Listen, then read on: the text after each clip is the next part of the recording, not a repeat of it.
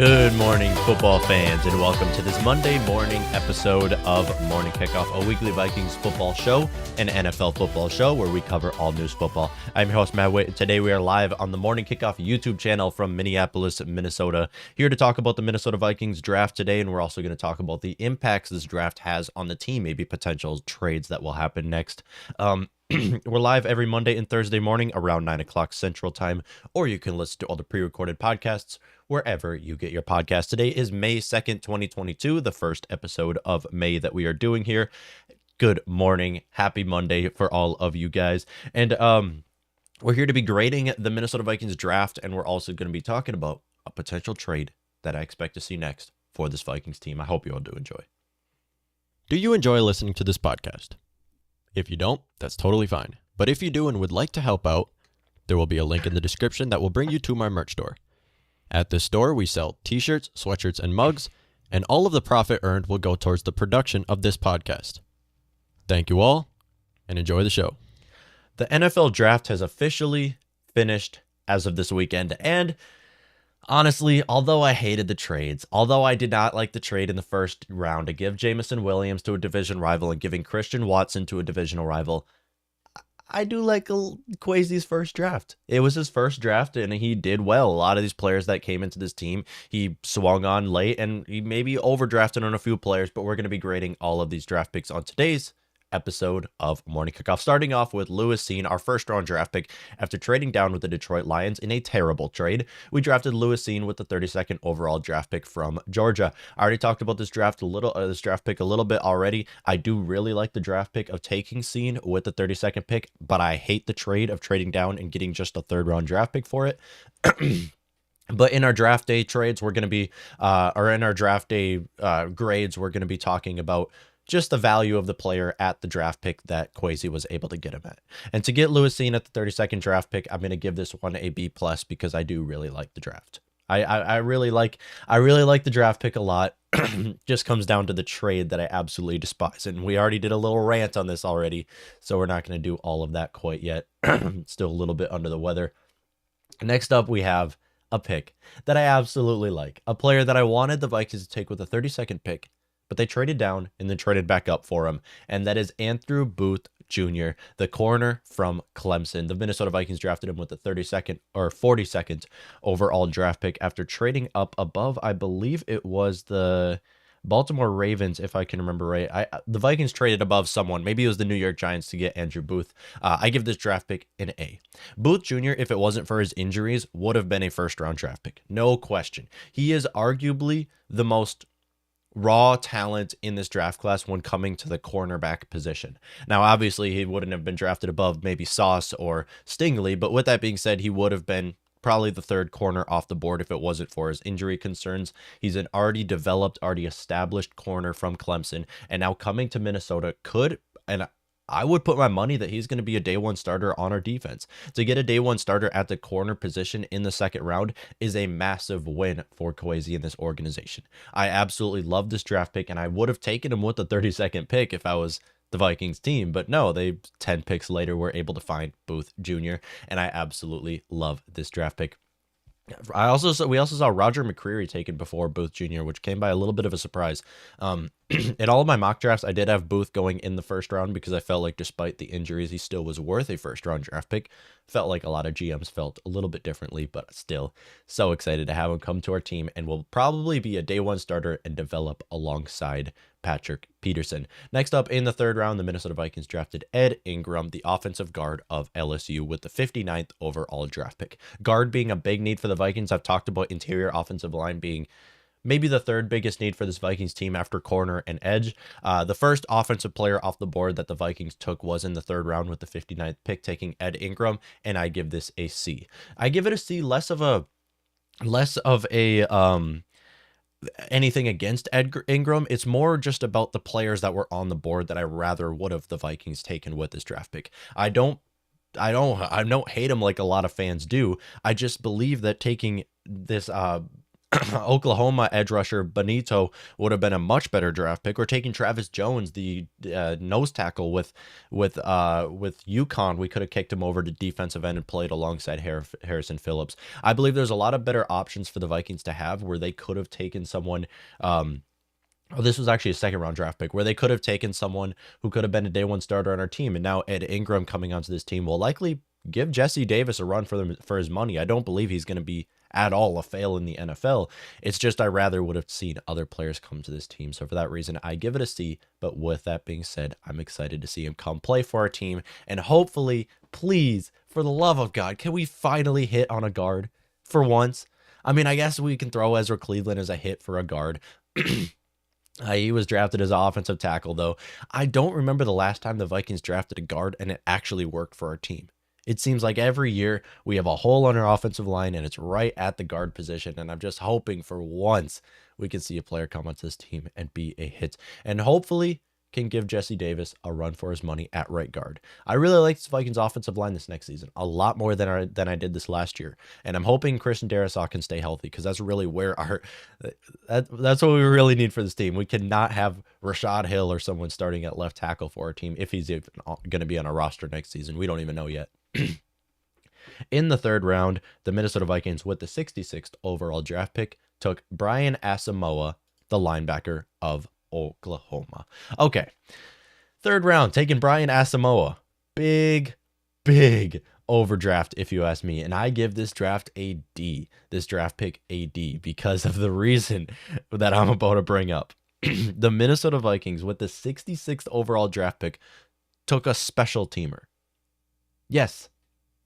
I'm serious. In the third round, 66th overall draft pick, the Minnesota Vikings took a player who's going to be primarily a special teamer for our team. And I've seen people all over Twitter and Reddit talking about, Kwesi just wanted to draft him because he was from Ghana, and so is Kwesi. I really hope that's not the case, and our GM is not drafting players based off of the country they're from. But that can't be the case at all. I'm sure that they have more plans of using him than a special teamer.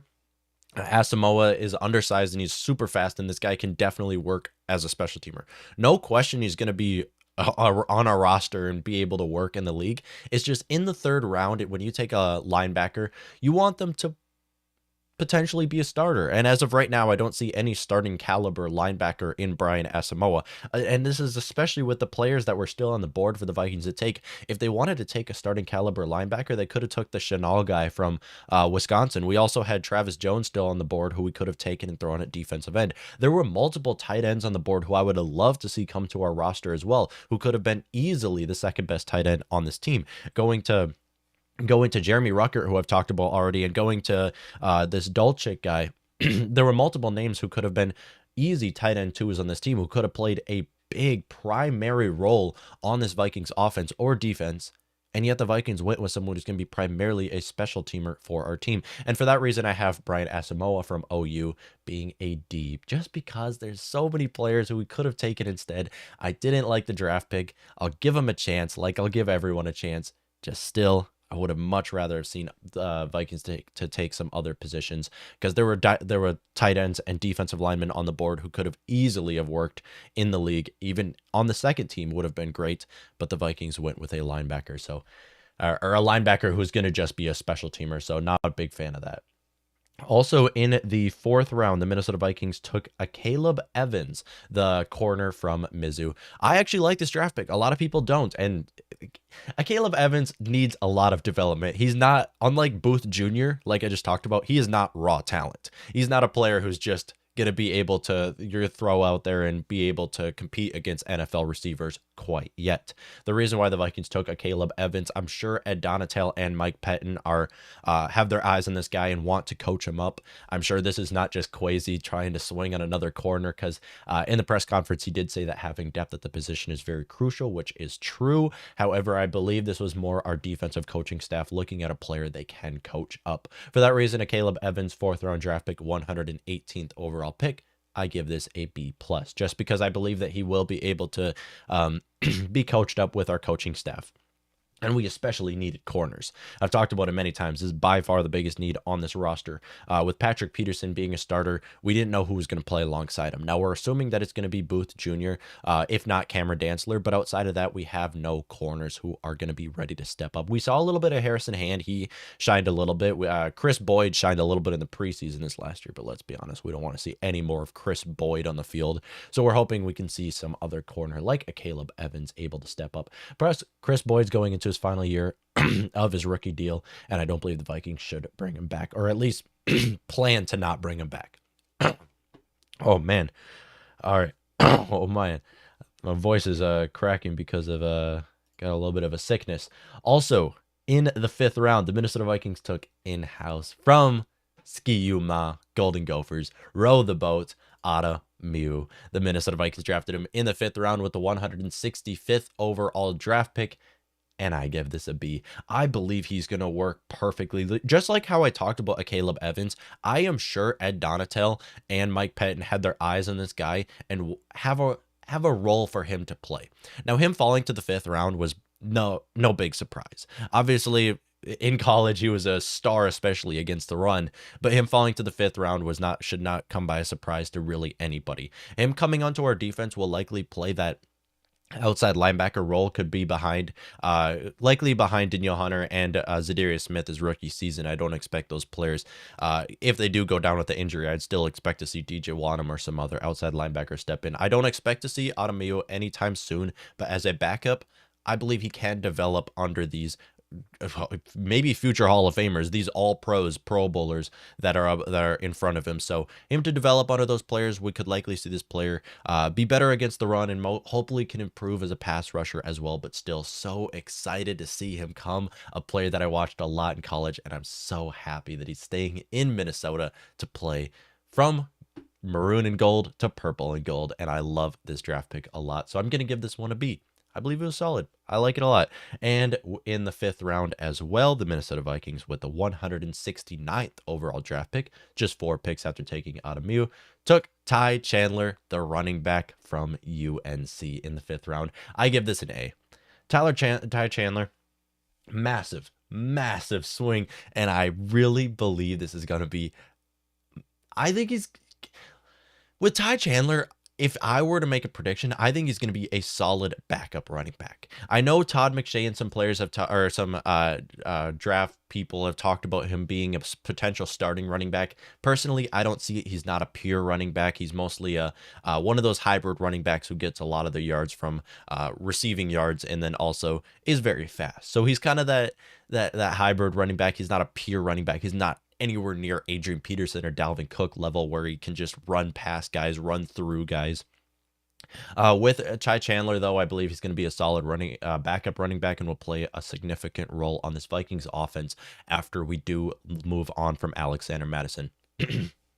Looking at Ty Chandler, him falling to the 5th round again should come by no surprise, but still I give this an A because I really do believe he's going to work on this Vikings offense. And if there's one position we should be happy about drafting is running back. We seem to never have bad running backs, and no matter who we draft, they seem to always work. Alexander Madison worked, Dalvin Cook worked, Kane Nwangu worked. I mean, every running back we draft seems to work, so I'm sure Ty Chandler will also work. Looking at Chandler over here, though, he's a little bit of an undersized running back, but that's not a problem. I believe the running backs being 250, 6'9" or whatever, or 6 or 6'2" is usually what it actually is. But I believe those massive running backs, that era's over. It is. They still work. I mean, look at Derrick Henry. The guy runs through guys. I mean, there's still running backs like that who work in the league, and they outlast running backs like Kamara or CMC. But looking at Ty Chandler, he's more of a hybrid running back, smaller guy, but the guy is fast. He runs a 4.38. Are you kidding me? But he is a smaller guy, so he will be able to make some receiving yards, and hopefully yards after contact will be his main, or yards after the catch will be his main role on this Vikings offense. But I really am excited to watch Chandler play in the preseason, especially. I'm so stoked to watch this player play. We have a serious competition at running back right now. with obviously Dalvin Cook being our starting running back, our backup running back being Alexander Madison, we really don't know who our running back 3 is going to be right now. Because realistically, you want 4 backs on your roster. You don't want anything more on your active roster. And assuming that we keep CJ Ham as a fullback, we don't know who the running back 3 is going to be. Is it going to be Kone Nwangu, who we're going to also have as our kick and punt returner? That'd be my guess. Or are we going to trade away Alexander Madison and have Chandler or AJ Rose try to play for that running back 3 role? I really like that a lot, and I'm going to talk about it a little bit more because I believe the Vikings actually should trade away Alexander Madison, as he has one more year left on his rookie contract, and the Vikings don't plan on bringing him back. I don't assume that they do. But still, Chandler not being a pure running back, I can't give it an A+, but still love the draft pick a lot, and he's going to step up and hopefully be a very good backup in the future. Now going into our 6th and 7th round draft picks, I did not grade our 6th and 7th round draft picks because let's be honest, more likely than not, these players are never going to play a regular season game. But for a 6th round draft pick, Vidarian Lowe, 6th round draft pick, 184th overall draft pick from Illinois, offensive tackle. This guy is huge and massive offensive tackle. So he's the kind of offensive tackle where you can't go through him, you have to go around him. And if we look at Chandler, this guy reminds me a lot of Orlando Brown Jr. This guy, hold on, let's look over here. So if we head on over to our screen again, this guy is huge, but grades terrible in multiple categories, just like Orlando Brown did. The guy is slow. He can't jump. He can't move around, but this guy is huge. He is 6'4", almost 6'5", and 314 pounds. So the guy is, like I said, an offensive tackle who you have to go around. You can't go through him. But still, him stepping onto our team, still, Vidarian Lowe could be a backup offensive tackle on the active roster. I'd expect him to start his career out on the practice squad. I don't see the guy being on the active roster anytime soon, unless if we do see Christian Darrisaw suffer with another injury or Brian O'Neill suffer with another injury. I just don't think he's going to be on the active roster starting up this upcoming season because he has a lot to work on in order to be in that role. But still, having a backup offensive tackle is a big need that he's going to fill on this roster, and I'm excited to watch him play and see what he can do for our team. Next up, Jalen Nailor. It took until the 6th round the Vikings took a wide receiver. Wide receiver is one of the biggest needs for our team, and I've talked about it being the 6th or 7th biggest need for this team, and we didn't take a wide receiver until the 6th round. So I guess Dan Chisena's happy about that. He'll probably make the roster again. Jalen Nailor, the wide receiver from Michigan State, was drafted in the 6th round by the Vikings with the 189th overall draft pick. Big need he needs to fill right now, because if you're looking at our Vikings roster, obviously we have one of the best receiving duos, if not the best receiving core in the league right now, but we just don't have a whole lot of depth at wide receiver. With Dan Chisena and BC Johnson also reaching the end of their contracts right now, and then you have Amir Smith-Marset going into year 2. So outside of that, we really don't know who our wide receiver 5 and 6 are going to be in the future. Nailor's going to maybe be one of those players. I guess he's competing for the position right now. He has to earn his role on this roster. We can't assume that this guy is going to be able to be here, especially with his size. This guy is tiny. But with that being said, look at his tape. Like I say many times, tape says more about than your combine. I think a lot of people overvalue the combine a lot more than realistically their tape in college. Because looking at Nailor, he's an already established wide receiver. This guy has a very versatile route running tree, and you can use him in multiple different ways. I understand he's small, but we see multiple small receivers work in the league. So Nailor maybe can be that next guy up.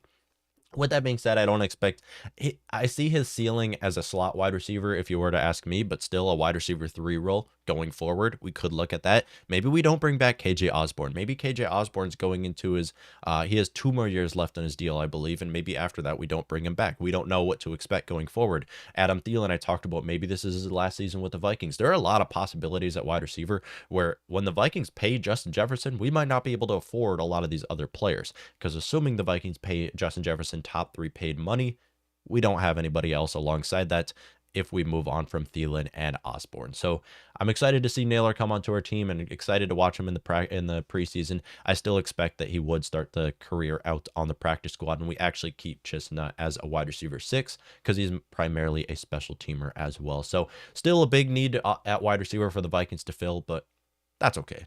for right now, that's all right because we still have Thielen and Osborne and Amir Smith-Marset and BC Johnson, so no problem at all. Now in the 7th round, the Vikings, with their final draft pick, 227th overall, took Nick Muse, the tight end of South Carolina. Finally, the Vikings took a tight end. I also talked about tight end being a big need for the Vikings. The Vikings waited till the 7th round to take a tight end. But with that being said, even though the Vikings waited until the 7th round to take a tight end, they realistically drafted a wide receiver. Nick Muse is not at all going to be the big blocking tight end that Kevin O'Connell likes. I mean, looking at Kevin O'Connell, how he used tight ends in the past, I'm surprised the Vikings actually drafted Nick Muse. As like I said, this guy's pretty much a wide receiver. So his role on our offense, if he does ever get an opportunity to play on the active roster, his role in our offense will mostly be in the red zone and in the receiving yards and after the catch. Still, I don't hate the draft pick. I like it a lot, and I'm not grading 7th round draft picks because realistically, if this player makes the roster, it's a hit of a draft pick. In the 6th and 7th round, that's really the floor, is we're hoping that they make the roster at that point. So I do like this draft a lot. Vikings drafted 10 draft picks in the 2022 Vikings draft class, and I do love this draft, especially looking at Chandler taking him. I believe he's going to be a solid backup in the future. Andrew Booth Jr. is going to be a stud as an outside corner if he's able to stay healthy. That's the big thing with him. Lewis Cine, obviously, I believe he's going to work in the league. I think him taking 32nd overall was a perfect draft pick. It's just the trade that I absolutely hate. But with all that being said, great draft pick from Kwesi. Love the draft picks coming into this team, and I'm so excited to see how this pans out. Maybe 2 years from now, we look at this draft as one of the best in franchise history. Maybe we'll look at it as the worst draft class in franchise history. We have no clue, which is why these draft grades, take them all from a grain of salt, because let's be honest, I doubt a lot of these are going to be correct at all. So these are just my personal opinion, and I want to hear what you all feel about this draft class for the Minnesota Vikings. Thank you. All right, and then next up, Alexander Mattison. We've already talked about Alexander Mattison potentially being traded away from the Vikings. I talked about this in the middle of this last season when Derrick Henry went down with an injury. I talked about how the Vikings should trade Mattison to the Tennessee Titans. And I got a lot of backlash from that. I mean, obviously, looking at the Vikings right now, Dalvin Cook is a stud. He's still top 3, top 5 running back in the league. And the problem with Dalvin Cook is he's falling apart very fast. Let's be honest. Running backs of his size fall apart quick. Look at Le'Veon Bell. Look at Todd Gurley. Look at these running backs that play like Dalvin Cook who fell apart quick. Not only that, but he suffered with so many injuries, still leading to his downfall. So with that being said, we need a good backup running back. While Alexander Mattison, first 3 years of his career, has done a great job as a backup running back. He's started 6 games stepping in for Dalvin Cook. With that being said, Alexander Madison's not the only good backup running back that we have. And for that reason, I believe that we should trade him away, because right now, this might be a bold prediction, but I believe Alexander Mattison has hit his peak in the league. With 6 career starts, he has 1,387 rushing yards, 8 total touchdowns, and 4.3 yards per carry. Looking at Alexander Madison's stats, I could pull it up if I needed to.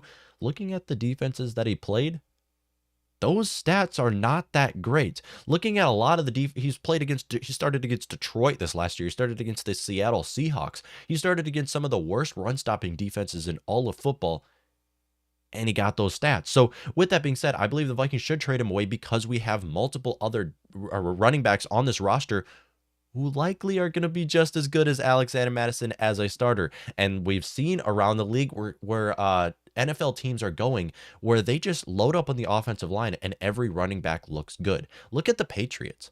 Their offensive line is unstoppable. That's why every running back looks good. You could throw me on the Patriots in the backfield and somehow I'll get 3-4 yards per carry. And I'm a skinny white guy, so I probably will not be able to be a good running back. But on the Patriots offensive line, there seems to always be a gap for the running backs to go. Look at Rahan, the Stevenson guy for the Patriots. That guy would not be we would not know who he was if he wasn't for the Patriots. Let's be honest. But looking at this Vikings team, Dalvin Cook, I still think, is obviously going to be Dalvin Cook this next season. Looking forward, though, we have a lot of names to mention here. Kane Nwangwu just had an outstanding rookie season. He was the best rookie this last year for the Minnesota Vikings, mostly as a kick returner, but still, the guy's a speedster, and that man can run. So I'm excited to see what he can do year 2. And then Ty Chandler, who we just drafted from UNC in the 5th round. He's also another smaller guy, but he's very fast and he gets most of his yards in the receiving game. He could be a very good backup to Dalvin Cook. AJ Rose, we saw what he could do. He's a pure running back. That AJ Rose is a vintage pure running back that can play onto our team as well. We saw a little bit of him in the preseason. So there's multiple backs in this Vikings roster where we really don't need Alexander Mattison. Him going into his final year of his deal, we would have to look to making him a higher paid running back if we wanted to bring him back. Why not just trade him away? Because looking at Alexander Mattison, in my opinion, Madison's better than about 5 starting running backs out there, if not more. I mean, look at Alexander Mattison. Look at how Mattison, if we trade him to Buffalo Bills, I'm sure the Bills would be ecstatic to have Mattison on the roster. He's already better than Devin Singletary. He's already better than Zach Moss. So he would be a day one starter onto the roster. And then looking at maybe if we trade him away to New York Giants. I mean, Saquon suffers with injuries every year. Assuming Saquon's injured by week 5, they could be looking for a running back as well. So looking at multiple teams, we can get a second, third round draft pick for Mattison. The guy is young. He's showing starting caliber talent. He would be a better running back on multiple different rosters. Let's be completely honest. And him going on to maybe, I really like him on the Buffalo Bills behind that offensive line. I think he would be such a good running back, especially with the Bills offensive coaching staff. I think he'd be great on that roster. Still with the Giants, I think he'd be great. Giants have really invested into their offensive line these last few years. Watch out for the Giants, honestly. Like, I know it's the New York Giants and you should never realistically consider the Giants a Super Bowl contender as of right now, but with Brian Dable in charge of that team, they have an entire new coaching staff, and getting Evan Neal in the first round. I mean, you still have Andrew Thomas on the offensive line. Like, they should be good going forward, and maybe with Alexander Mattison in the backfield can be a lot better. So I do like the idea of the Vikings trading away Mattison. As of right now, I don't think it's going to happen. I really don't think that would happen at all. But maybe a midseason trade. I like it a lot. And my prediction right now, by the trade deadline, the Minnesota Vikings will have traded away Alexander Mattison.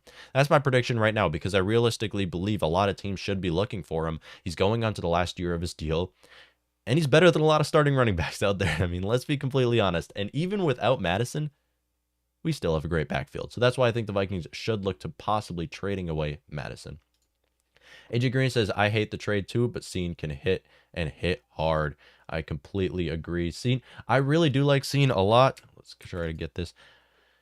I like him as a 32nd overall draft pick. Completely. I just absolutely hate the trade. Let's try to get this in. The trade was terrible for our team, and I don't like trading with the Packers as well. I don't know what is with Kwesi, where he's been his entire life, but you don't make trades with your division rivals in the first few rounds of the draft. This is something you don't do. This is textbook don't do as a GM. Don't help out your other teams.